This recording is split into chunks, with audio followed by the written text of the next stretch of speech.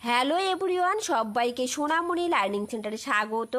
আজ আমি নিয়ে এসেছি দ্বিতীয় পর্যায়ে মূল্যায়ন ষষ্ঠ শ্রেণীর ইতিহাসের সাজেশন। এবারে তোমাদের পরীক্ষা হবে 50 নাম্বারে, তাই 50-এ 50 পেতে হলে এই সাজেশনটা অবশ্যই দেখতে হবে। এর আগে আমি পার্ট 1 দিয়েছিলাম, তোমরা যারা দেখোনি ভিডিও ডেসক্রিপশন বক্সে লিঙ্ক থাকবে, সেখান থেকে দেখে নিও।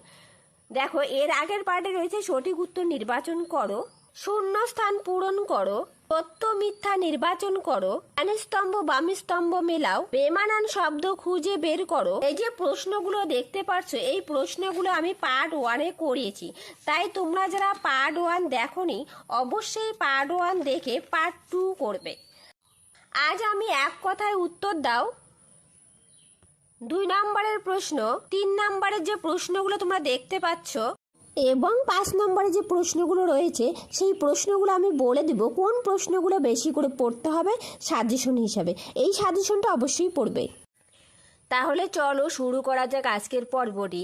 এক কথায় উত্তর দাও। 1 নম্বর প্রশ্ন, আইহোল প্রশস্তি কে রচনা করেন? উত্তর হবে রবিকীর্তি। রবিকীর্তি আইহোল প্রশস্তি রচনা করেন। এই রবিকীর্তি কে ছিলেন?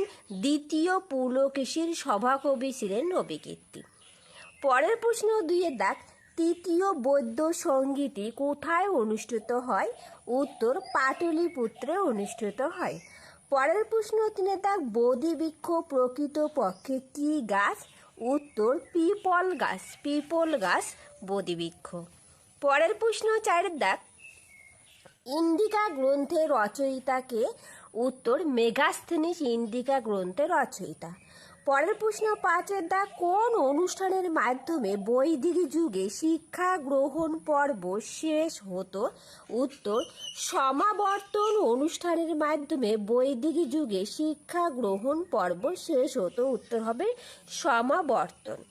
পরের প্রশ্ন 6-এর দাগ, ঋগ্বেদে কোন নদীর কথা বর্তমানে আর খুঁজে পাওয়া যায় না? উত্তর সরস্বতী নদীর কথা বর্তমানে আর খুঁজে পাওয়া যায় না। পরের প্রশ্ন 7-এর দাগ, কোন গুপ্ত সম্রাট হুন আক্রমণ প্রতিহত করেন? উত্তর গুপ্ত সম্রাট স্কন্দগুপ্ত হুন আক্রমণ প্রতিহত করেন। পরের প্রশ্ন 8-এর দাগ, কবে থেকে হর্ষাব্দ গণনা শুরু হয়? উত্তর 606 খ্রিস্টাব্দ থেকে হর্ষাব্দ গণনা শুরু হয়। পরের প্রশ্ন 9-এর দাগ, ঋগ বৈদিক যুগের প্রধান দেবতা কে ছিলেন? উত্তর যুদ্ধের ও বৃষ্টির দেবতা ইন্দ্র। ইন্দ্র কথাটা লিখিনি, দাঁড়াও। তাহলে কি বললাম? যুদ্ধের ও বৃষ্টির দেবতা ইন্দ্র। তোমরা প্রত্যেককেই লিখে নিবে খাতায়, প্রত্যেককেই নোট ডাউন করবে, এখান থেকে প্রচুর প্রশ্ন তোমরা কমন পেয়ে যাবে। পরের প্রশ্ন 10-এর দাগ, সকল উত্তর পথনাথ কাকে বলে? উত্তর হর্ষবর্ধনকে সকল উত্তর পথনাথ বলে। পরের প্রশ্ন 11-এর দাগ, আলেকজান্ডারের সেনাপতির নাম কি? উত্তর আলেকজান্ডারের সেনাপতি সেলুকাস। পরের প্রশ্ন 12-এর দাগ, এলাহাবাদ প্রশস্তি রচয়িতা কে? উত্তর এলাহাবাদ প্রশস্তি রচয়িতা হরিসেন। কে ছিলেন? হরিসেন ছিলেন এলাহাবাদ প্রশস্তির রচয়িতা। পরের প্রশ্ন 13-এর দাগ, কুষাণ সাম্রাজ্যের প্রতিষ্ঠাতা কে? উত্তর কুজুল কথফিসিস কুষাণ সাম্রাজ্যের প্রতিষ্ঠাতা। পরের প্রশ্ন 14-এর দাগ, বিদ শব্দের অর্থ কি? উত্তর বিদ শব্দের অর্থ জ্ঞান। পরের প্রশ্ন 15-এর দাগ, জৈন ধর্মানুসারে মোট কতজন তীর্থঙ্কর ছিলেন? উত্তর 24 জন তীর্থঙ্কর ছিলেন। 24তম তীর্থঙ্কর ছিলেন মহাবীর, 23তম তীর্থঙ্কর ছিলেন পার্শ্বনাথ, আর প্রথম তীর্থঙ্কর ছিলেন ঋষভনাথ। আমি প্রত্যেকটাই বলে দিলাম। পরের প্রশ্ন 16-এর দাগ, প্রথম বৌদ্ধ সঙ্গীতের সভাপতি কে ছিলেন? কার আমলে হয়? উত্তর প্রথম বৌদ্ধ সঙ্গীতের সভাপতি মহাকাশ্যপ ছিলেন। আর অজাতশত্রু শাসনকালে প্রথম বৌদ্ধ সঙ্গীতে অনুষ্ঠান হয়। প্রথম বৌদ্ধ সঙ্গীতই হয়েছিল কোথায়? রাজগৃহে হয়েছিল। পরের প্রশ্ন 16-এর দাগ, দ্বিতীয় বৌদ্ধ সঙ্গীতই কোথায় কার আমলে হয়? উত্তর দ্বিতীয় বৌদ্ধ সঙ্গীতই কালশোক বা কাকবর্ণের আমলে বৈশালীতে হয়েছিল। কোথায় হয়েছিল? বৈশালীতে হয়েছিল। পরের প্রশ্ন 17 দাগ, তৃতীয় বৌদ্ধ সংগীতি কবে কোথায় কার আমলে হয়? উত্তর, তৃতীয় বৌদ্ধ সংগীতি সম্রাট অশোকের আমলে পাটলিপুত্রে সংগঠিত হয়। পরের প্রশ্ন 18, চতুর্থ বৌদ্ধ সংগীতের সভাপতি কে ছিলেন? উত্তর, চতুর্থ বৌদ্ধ সংগীতের সভাকবি বসুমিত্র ছিলেন। আর প্রথমটা কে ছিল? মহাকাশ্যপ। সম্রাট কনিষ্কের আমলে কাশ্মীরে অনুষ্ঠিত হয় চতুর্থ বৌদ্ধ সংগীতি। এই যে প্রথম বৌদ্ধ সংগীতি, দ্বিতীয় বৌদ্ধ সংগীতি এবং তৃতীয় এবং চতুর্থ বৌদ্ধ সংগীতি প্রত্যেকটাই কার আমলে হয়েছিল, কার শাসনকালে হয়েছিল এবং কোথায় হয়েছিল এবং সভাপতি কে ছিল? অবশ্যই এই প্রশ্নগুলো পড়বে, এখান থেকে তোমরা একটা প্রশ্ন কমন পেয়ে যাবে।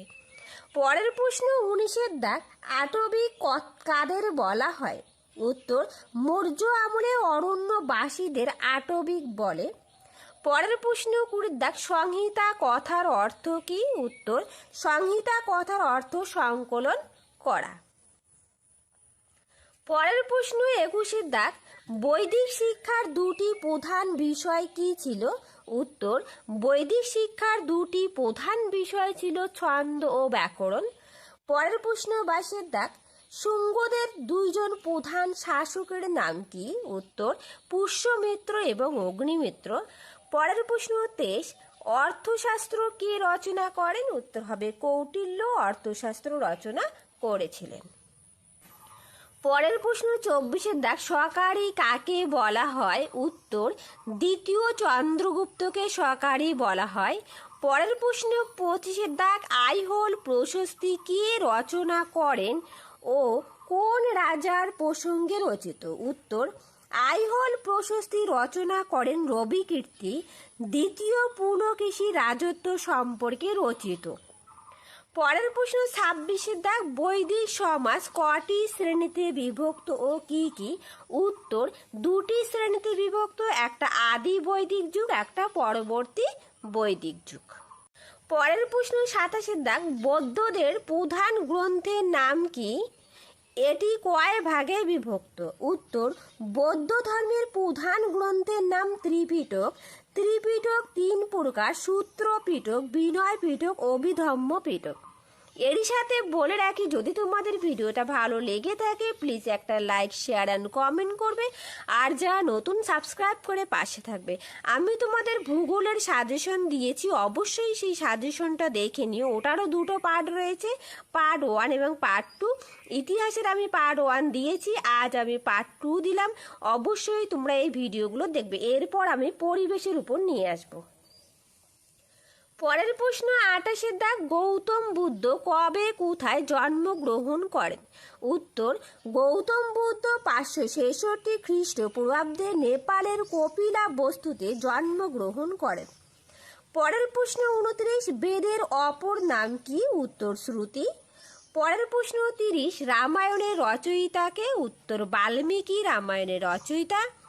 পরের প্রশ্ন 31, শ্বেতাম্বর গোষ্ঠীর নেতাকে? উত্তর, স্থূলভদ্র শ্বেতাম্বর গোষ্ঠীর নেতা। পরের প্রশ্ন 32, সত্যকামের গুরুকে? উত্তর, ঋষি গৌতম ছিল সত্যকামের গুরু। পরের প্রশ্ন 33, কনিষ্কের রাজধানীর নাম কি? উত্তর, পুরুষপুর কনিষ্কের রাজধানীর নাম। পরের প্রশ্ন 34, গৌতম বুদ্ধের পিতা ও মাতার নাম কি? উত্তর, গৌতম বুদ্ধের পিতার নাম শুদ্ধোধন, গৌতম বুদ্ধের মায়ের নাম রানী মায়া বা মায়াদেবী। পরের প্রশ্ন 35 দাগ, দক্ষিণ ভারতের একমাত্র মহাজন পদের নাম কি? উত্তর, দক্ষিণ ভারতের একমাত্র মহাজন পদ অশোক। পরের প্রশ্ন 36, বেদাঙ্গের সংখ্যা কয়টি? উত্তর, বেদাঙ্গের সংখ্যা 6টি। পরের প্রশ্ন 38, চন্দ্রগুপ্ত মৌর্যের রাজধানী কোথায়? উত্তর লিখবে পাটলিপুত্রে চন্দ্রগুপ্ত মৌর্যের রাজধানী। পরের প্রশ্ন 39, মেগালিথ কি? বড় পাথরের সমাধিকে মেগালিথ বলে। পরের প্রশ্ন 40, কোন সময়কালকে আদি বৈদিক যুগ হিসাবে ধরা হয়? উত্তর, 1500 থেকে 1000 খ্রিস্টপূর্বাব্দ সময়কে আদি বৈদিক যুগ হিসাবে ধরা হয়। পরের প্রশ্ন 41, মগধের প্রথম রাজধানী কোথায় ছিল? উত্তর, মগধের প্রথম রাজধানী ছিল রাজগৃহে। পরের প্রশ্ন 42, লিচ্ছবি কাদের বলে? উত্তর, দক্ষিণ ভারতের প্রাচীন রাজবংশকে লিচ্ছবি বলে। পরের প্রশ্ন 43, আটবি কথার অর্থ কি? উত্তর, অটবি কথার অর্থ বন। এটা অটবি, অটবি কথার অর্থ বন। পরের প্রশ্ন 44, শেষ নন্দ রাজা কে ছিলেন? উত্তর, শেষ নন্দ রাজা ছিলেন ধননন্দ। পরের প্রশ্ন 45, গৌতম বুদ্ধের প্রথম নাম কি ছিল? উত্তর, গৌতম বুদ্ধের প্রথম নাম সিদ্ধার্থ। পরের প্রশ্ন 46, আবেস্তার শ্রেষ্ঠ দেবতা কে? উত্তর, আহুর মজদা আবেস্তার শ্রেষ্ঠ দেবতা। পরের প্রশ্ন 47, ইনামগাঁও কোন নদীর তীরে অবস্থিত? উত্তর, গোট নদীর ডান তীরে ইনামগাঁও অবস্থিত। পরের প্রশ্ন 48, বজ্জীদের রাজধানী কোথায়? উত্তর, বজ্জীদের রাজধানী বৈশালীতে। পরের প্রশ্ন 49, ভীম কোচটিজেস কি উপাধি নিয়েছিলেন? উত্তর, রাজাধিরাজ উপাধি নিয়েছিলেন ভীম কোচটিজেস। পরের প্রশ্ন 50 দাগ, জুনাগড় লিপি থেকে কোন রাজার কাহিনী জানা যায়? উত্তর, শক রাজা রুদ্র দমনের কাহিনী জানা যায়। পরের প্রশ্ন 51, গুপ্ত আমলে প্রদেশের শাসনভার কার হাতে থাকতো? উত্তর, গুপ্ত রাজপুত্রদের হাতে থাকতো। অবশ্যই এই প্রশ্নগুলো নোট ডাউন করবে, তার কারণ তোমাদের এবার 50 নম্বরের পরীক্ষা হবে, যার জন্য একটু বেশি পড়তে হবে। পরের প্রশ্ন 52 দাগ, জৈন ধর্মের ত্রিরত্ন কি? উত্তর, জৈন ধর্মের ত্রিরত্ন সৎ বিশ্বাস, সৎ জ্ঞান এবং সৎ আচরণ। পরের প্রশ্ন 53 দাগ, অশোক কার কাছ থেকে বৌদ্ধ ধর্মে দীক্ষা গ্রহণ করেন? উত্তর, উপগুপ্তের কাছ থেকে দীক্ষা গ্রহণ করেন অশোক। পরের প্রশ্ন 54, শিলাদিত্য কার উপাধি ছিল? উত্তর, হর্ষবর্ধনের শিলাদিত্য উপাধি ছিল। পরের প্রশ্ন 55, ষোড়শ মহাজনপদের অন্তর্গত দুটি প্রজাতান্ত্রিক রাজ্যের নাম লেখো। উত্তর, ব্রিজি ও মল্ল দুটি প্রজাতান্ত্রিক রাজ্যের নাম। পরের প্রশ্ন 56, প্রাচীন ভারতের রাজারা যেসব যজ্ঞ করতেন তার মধ্যে দুটি যজ্ঞের নাম লেখো। উত্তর, রাজসূয় ও অশ্বমেধ যজ্ঞ। পরের প্রশ্ন 57, বাণভট্ট কার সভাকবি ছিলেন? উত্তর, হর্ষবর্ধনের সভাকবি বাণভট্ট ছিলেন। পরের প্রশ্ন 58, গুপ্ত সাম্রাজ্যের শ্রেষ্ঠ শাসক কে ছিলেন? উত্তর, সমুদ্রগুপ্ত ছিলেন গুপ্ত সাম্রাজ্যের শ্রেষ্ঠ শাসক। পরের প্রশ্ন 59, সুয়ান জাংয়ের ভ্রমণ বৃত্তান্তমূলক গ্রন্থের নাম কি? উত্তর, সি ইউকি সুয়ান জাংয়ের ভ্রমণ বৃত্তান্তমূলক গ্রন্থ। পরের প্রশ্ন 60, শেষ মৌর্য সম্রাটের নাম কি? উত্তর, বৃহদ্রথ শেষ মৌর্য সম্রাটের নাম।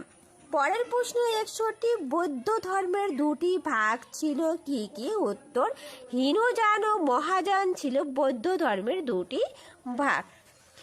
পরের প্রশ্ন 62, জৈন ধর্মের দুটি ভাগ ছিল ও কি কি? উত্তর, জৈন ধর্মের দুটি ভাগ শ্বেতাম্বর ও দিগম্বর।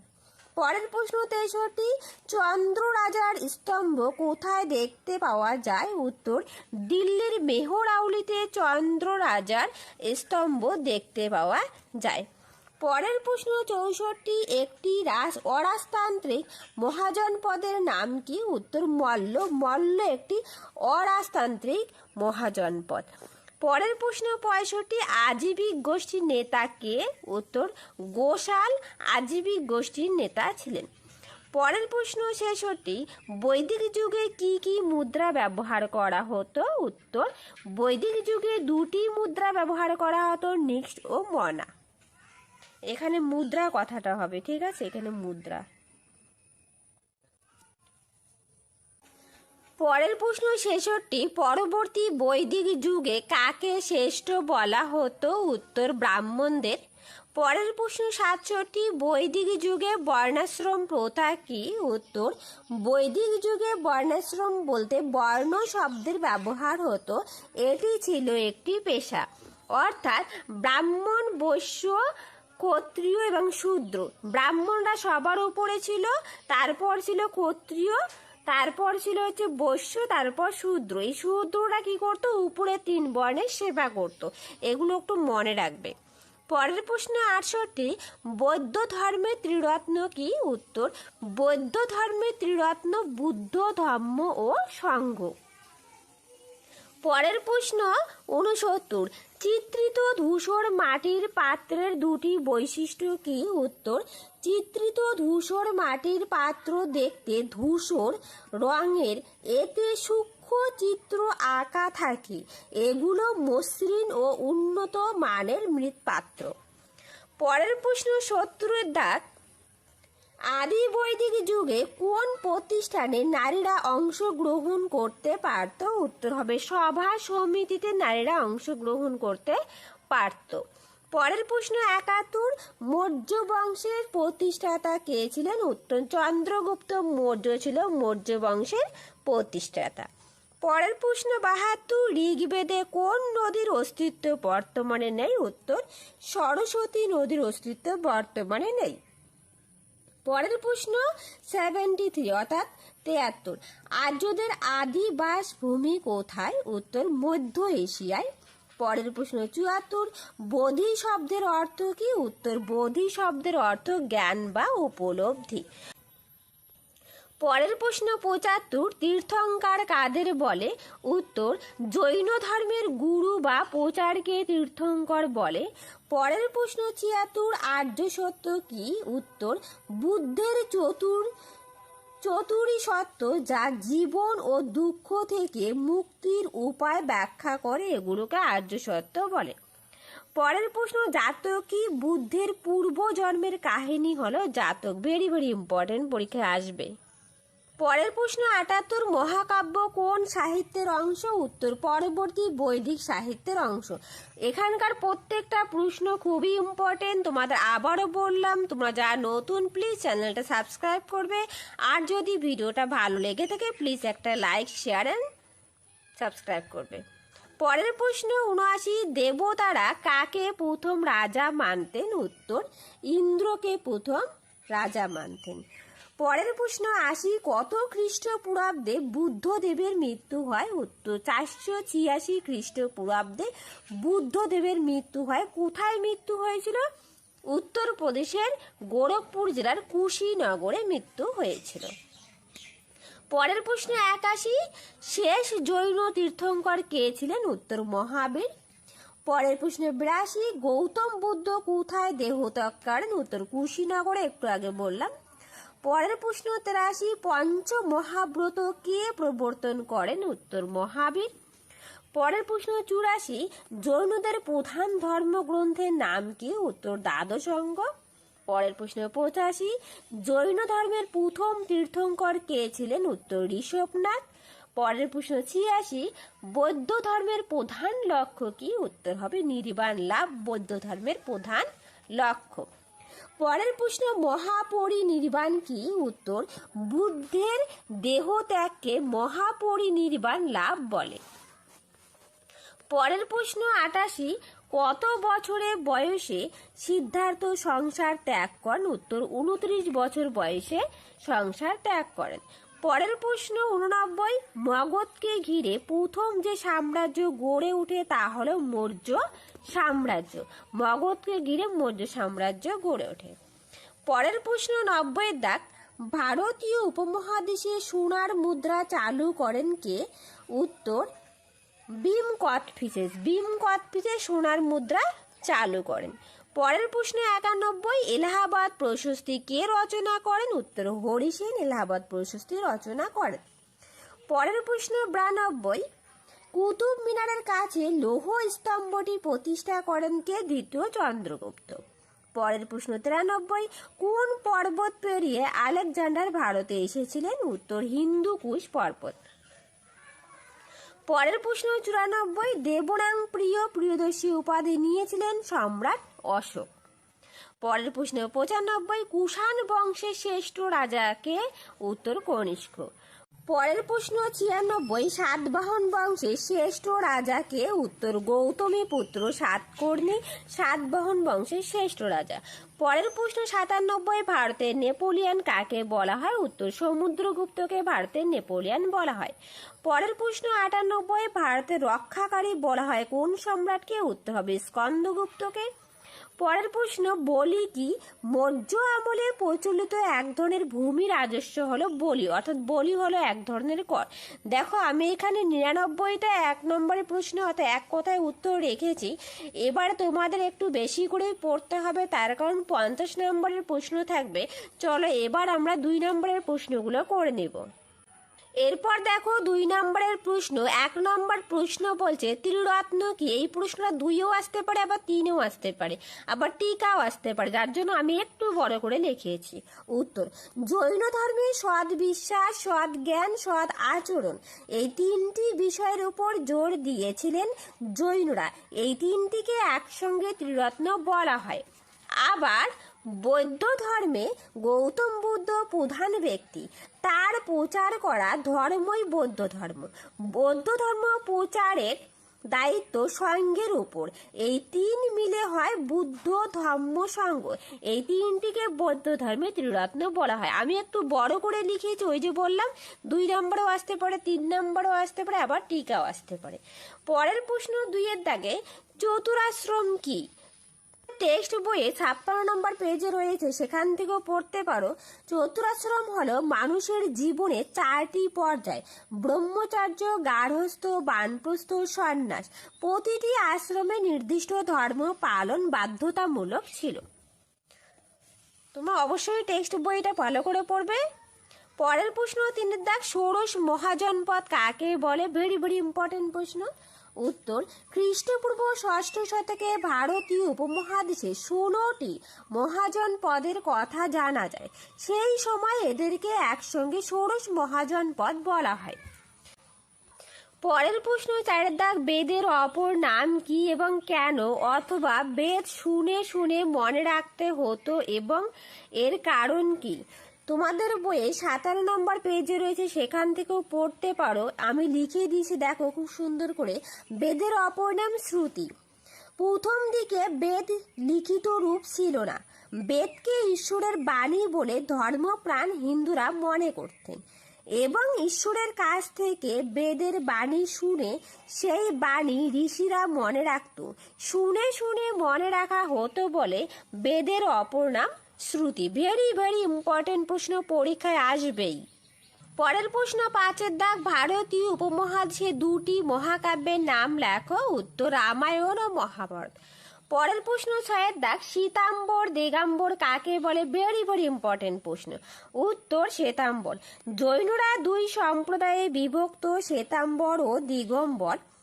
জৈনরা যে সম্প্রদায়ে সাদা বস্ত্র পরিধান করতেন তাদের শ্বেতাম্বর বলে। তারপর দেখো দিগম্বর, জৈনদের যে সম্প্রদায় সম্পূর্ণ বন্ধন মুক্তির জন্য পরিধেয় বস্ত্র পর্যন্ত পরিত্যাগ করতেন, অর্থাৎ পোশাক আশাক পরতেন না, তাদের দিগম্বর বলা হয়ে থাকে। পরের প্রশ্ন দেখো 7 এর দাগ, ত্রিপিটক কি?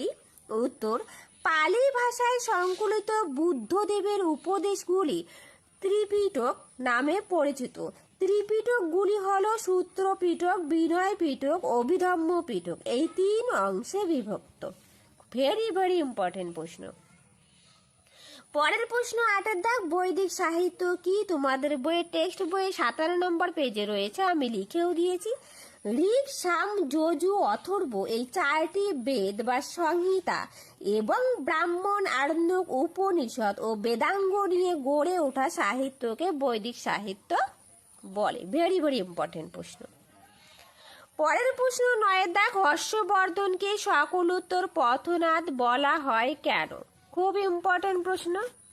দেখো উত্তর, হর্ষবর্ধনকে সকলোত্তর পথনাথ বলা হয় কারণ দ্বিতীয় পুলকেশীর সভাকবি রবিকীর্তি আইহোল প্রশস্তিতে হর্ষবর্ধনকে সকলোত্তর পথনাথ বলেছেন।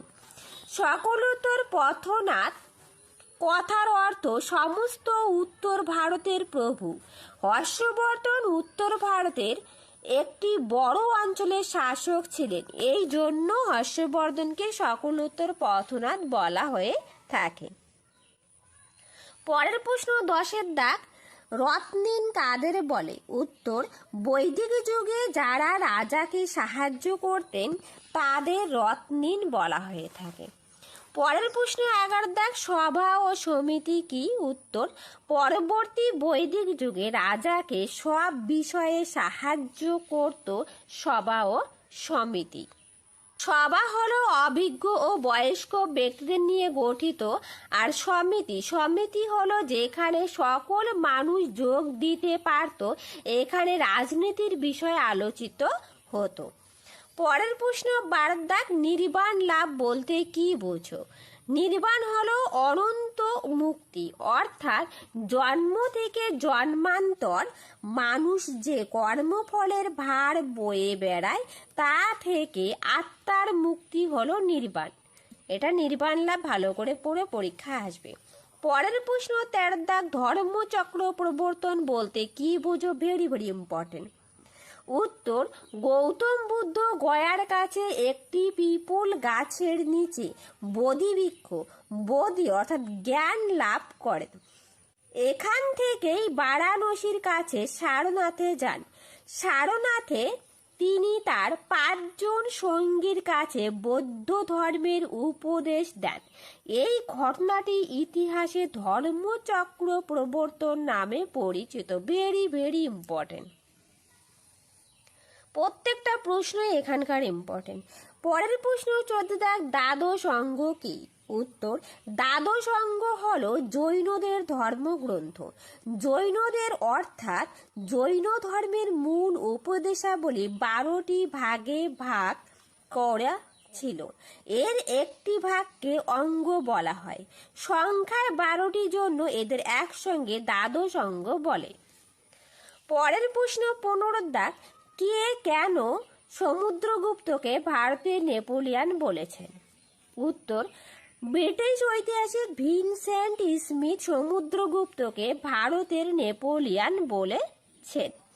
কারণ নেপোলিয়ান যেমন তার বাহুবলে ইউরোপের বিভিন্ন রাজ্য ফরাসি সাম্রাজ্যের অন্তর্ভুক্ত করেন, তেমনি সমুদ্রগুপ্ত তার প্রতিভা ও বাহুবলে ভারতের বহু রাজ্য গুপ্ত সাম্রাজ্যের অন্তর্ভুক্ত করেছিলেন। এই জন্য একে ভারতের নেপোলিয়ান বলা হয়। পরের প্রশ্ন 16 দাগ, এলাহাবাদ প্রশস্তি থেকে কি জানা যায়? উত্তর, এলাহাবাদ প্রশস্তি সমুদ্রগুপ্তের সভাকবি হরি সেন লেখেন। সমুদ্রগুপ্তের রাজ্য বিস্তার ও শাসন সম্পর্কে জানা যায়। পরের প্রশ্ন 17 দাগ, কনিষ্কের মূর্তিটি কেমন দেখতে ছিল? উত্তর, কনিষ্কের মূর্তিটি দেখতে মাথা ও বাহু ভাঙা ছিল। দেখে সেটাকে একজন যোদ্ধা রাজার মূর্তি বলে মনে হয়। মূর্তির ডান হাতে একটি রাজদণ্ড ছিল, বাঁ হাতের মুঠোয় কারুকার্য করা তলোয়ারের বাট ছিল। কারুকার্য এখানে রেপ হবে, কেমন? কারুকার্য করা তলোয়ারের বাট ছিল। পরের প্রশ্ন 18 দাগ, কুষাণ সম্রাটরা নিজেদেরকে দেবপুত্র বলতেন কেন? উত্তর, কুষাণ সম্রাটরা চীন থেকে এসেছেন। চীন সম্রাটদের মতো কুষাণরাও নিজেদের দেবতার পুত্র বলে মনে করতেন। পরের প্রশ্ন 19 দাগ, শক সাতবাহন লড়াইয়ের কারণ কি ছিল? উত্তর, 2টি কারণ ছিল। একটা ছিল শক ও সাতবাহনদের 2টি শক্তি একই এলাকা দখল করতে চাওয়ার জন্য লড়াই হয়। 2, শক ও সাতবাহন রাজারা পূর্ব মালব দাক্ষিণাত্য উপকূল নিজেদের দখল করতে চাইত। পরের প্রশ্ন 20 দাগ, আর্য সত্য কি? উত্তর, আর্য সত্য হলো জীবনের 4টি সত্য। জীবনের মূল 4টি সত্য: দুঃখ, দুঃখের কারণ আছে, দুঃখের নিবৃত্তি, দুঃখ নিবৃত্তির পথ। এগুলোকে আর্য সত্য বলা হয়। পরের প্রশ্ন 21-এর দাগ, সাম্রাজ্য কি? উত্তর, সাম্রাজ্য বলতে বোঝায় কয়েকটি অধীন রাজ্য নিয়ে গঠিত একটি বড় শাসন এলাকা। কোনো রাজার অধীনে অনেক রাজ্য নিয়ে সাম্রাজ্য গড়ে ওঠে। দেখো লেখাগুলো একটু হয়তো তোমাদের বুঝতে অসুবিধা হবে, তো আমি যেভাবে বলবো সেই কথাগুলো তো তোমরা একটু ভালো করে কান দিবে, কেমন? তাহলে বুঝতে সুবিধা হবে। এরপর দেখো 3 নম্বরের প্রশ্ন, এক, চতুরাশ্রম সম্পর্কে যা জানো লেখো। উত্তর, আশ্রম কথার অর্থ জীবনের বিভিন্ন অবস্থা। পরবর্তী বৈদিক যুগে উচ্চ বর্ণ আর্যদের 4টি আশ্রম গড়ে ওঠে, এগুলোকে চতুরাশ্রম বলে। এগুলো হলো ব্রহ্মচার্য বা বাল্যকাল ও কৈশোরের গুরুগৃহে ব্রহ্মচার্য পালন ও বিদ্যাচর্চা করা। দ্বিতীয় হলো গার্হস্থ্য, যা যৌবনের গুরুগৃহে থেকে প্রত্যাবর্তনের পর সংসার জীবন যাপন করা। তৃতীয় বানপ্রস্থ, সংসার জীবন ত্যাগ করে বনবাস যাপন করা। চতুর্থ আশ্রম ছিল সন্ন্যাস, যা সব কিছু ত্যাগ করে সন্ন্যাস জীবন যাপন করা। পরের প্রশ্ন 2-এর দাগ, পঞ্চ মহাব্রত বলতে কি বুঝো? চতুর্জাম ব্রত কি? তোমাদের এটা 3 নম্বরও আসতে পারে, 5 নম্বরে আসতে পারে, ভেরি ভেরি ইম্পর্টেন্ট প্রশ্ন। উত্তর, মহাবীরের পূর্ববর্তী তীর্থঙ্কর পার্শ্বনাথ প্রচারিত চতুর্জাম নীতি। পার্শ্বনাথ প্রচারিত 4টি নীতি হলো অহিংসা, মিথ্যা কথা না বলা, চুরি না করা, পরদ্রব্য গ্রহণ না করা। এগুলি চতুর্জাম নামে পরিচিত। মহাবীর এর সাথে আরও একটি নীতি ব্রহ্মচর্য যোগ করেন। এই পাঁচটি পঞ্চমহাব্রত নামে পরিচিত। তোমাদের টেক্সট বইও রয়েছে, তোমরা সেখান থেকেও পড়তে পারো, ভেরি ভেরি ইম্পর্টেন্ট প্রশ্ন। এছাড়াও তোমরা পড়বে বৈদিক সমাজে 4টি ভাগ কেন হয়েছিল বলে তোমার মনে হয়। 4 দাগে বৈদিক যুগে পড়াশোনা ও গুরু শিষ্যের সম্পর্ক কেমন ছিল, এই প্রশ্নটা পড়বে। 5 দাগে আদি বৈদিক যুগে পরবর্তী বৈদিক যুগে নারীর অবস্থা কেমন ছিল, ভেরি ভেরি ইম্পর্টেন্ট। তারপর টিকা লেখো মেঘালয়, তোমাদের টেক্সট বইয়ের 61 নম্বর পেজে রয়েছে। 7 দাগে বৈদিক যুগের শিক্ষা ব্যবস্থা কেমন ছিল, তোমাদের টেক্সট বইয়ের 17 নম্বর পেজে রয়েছে। এই প্রশ্নগুলো অবশ্যই পড়বে, এগুলো যদি আমি লিখে দেই ভিডিওটা অনেক লং হয়ে যাবে, কেমন? যার জন্য আমি লিখে দেইনি। তোমাদের কাছে প্রত্যেকের কাছে বই রয়েছে, টেক্সট বই রয়েছে, আমি পেজ নাম্বার বলে দিচ্ছি, তোমরা সেখান থেকে পড়ে নেবে। তারপর হচ্ছে 8 দাগে 10 রাজার যুদ্ধ সম্পর্কে লেখো, 51 নম্বর পেজে রয়েছে, ভেরি ভেরি ইম্পর্টেন্ট প্রশ্ন। তারপর 9 নম্বর প্রশ্ন, বজ্জিদের উন্নতির নিয়মগুলি লেখো, 68 নম্বর পেজে রয়েছে তোমাদের টেক্সট বই, সেখান থেকে পড়ে নেবে। পরের প্রশ্ন 10 দাগ, চন্দ্রগুপ্ত মৌর্য বিখ্যাত কেন ছিল, ভেরি ভেরি ইম্পর্টেন্ট প্রশ্ন, সেখান থেকে পড়ে নেবে। পরের প্রশ্ন 11, মগধ কিভাবে শক্তিশালী মহাজন পদে পরিণত হলো, তার কারণটা অবশ্যই পড়বে, খুব ইম্পর্টেন্ট। তারপর টিকা লেখো, বর্ণাশ্রম, চতুরাশ্রম, হাতি গুম্ফা লিপি, তোমাদের টেক্সট বইয়ে 88 নম্বর পেজে রয়েছে। পরের প্রশ্ন 10 রাজার যুদ্ধ, টিকা আসবে। একলব্য 59 নম্বর পেজে রয়েছে, প্রত্যেকটাই তোমাদের বই রয়েছে। ষোড়শ মহাজন পদ পড়বে, নাসিক লেক পড়বে, অশোকের ধম্ম পড়বে, চতুর্জাম পঞ্চ মহাব্রত পড়বে, দিগম্বর ও শ্বেতাম্বর পড়বে, বৌদ্ধ ধর্ম পড়বে, কুষাণ ও সাতবাহন শাসন পদ্ধতি পড়বে। এই যে টেক্সট বইয়ের পেজ নাম্বারগুলো দেওয়া আছে, তোমরা সেখান থেকে পড়ে নেবে। তারপর পড়বে 13 নম্বর, অষ্টাঙ্গিক মার্গ কি, ভেরি ভেরি ইম্পর্টেন্ট প্রশ্ন। এরপর দেখো 5 দাগে 5 নম্বরের জন্য যে প্রশ্নগুলো পড়বে, হর্ষবর্ধনের কৃতিত্ব আলোচনা করো, কনিষ্কের কৃতিত্ব আলোচনা করো, সমুদ্রগুপ্তের কৃতিত্ব আলোচনা করো। এই 3টার মধ্যে যে কোনো একটা প্রশ্ন তোমাদের পরীক্ষায় আসবে। 4 দাগে রয়েছে মগধের উত্থানের কারণ লেখো। 5 দাগে জৈন ধর্ম ও বৌদ্ধ ধর্মে কি কি মিল অমিল পাওয়া যায়, ভেরি ভেরি ইম্পর্টেন্ট প্রশ্ন। পরের প্রশ্ন 6, বৈদিক সভ্যতার অর্থনীতি, শিক্ষা ব্যবস্থা, সমাজ ব্যবস্থা সম্পর্কে লেখো। পরের প্রশ্ন 8, নব্য ধর্ম আন্দোলন সম্পর্কে লেখো। তোমাদের টেক্সট বইয়ের 68 নম্বর পেজে রয়েছে। পরের প্রশ্ন 8-এর দাগে মৌর্য শাসন ব্যবস্থা সম্পর্কে লেখো। পরের প্রশ্ন 9-এর দাগ, মগধ ও বিজি মহাজন পদ দুটির মধ্যে কি কি পার্থক্য ছিল, এই প্রশ্নটা পড়বে। তারপর ওরে কি কি কারণে মগধ শক্তিশালী হয়ে ওঠে সেই কারণগুলি লেখো। যে প্রশ্নগুলো আমি দিলাম আশা করি এর বাইরে একটা প্রশ্নও আসবে না, এখান থেকে সমস্ত প্রশ্নই তোমরা কমন পেয়ে যাবে। তাই ভিডিওটা স্কিপ না করে প্রথম থেকে শেষ পর্যন্ত দেখবে। তাহলে আজ রইল এই পর্যন্ত, আবার দেখা হবে নতুন আর একটা ভিডিওতে। যদি তোমাদের ভিডিওটা ভালো লেগে থাকে প্লিজ একটা লাইক, শেয়ার অ্যান্ড কমেন্ট করবে, আর যারা নতুন সাবস্ক্রাইব করে পাশে থাকবে। Thank you everyone.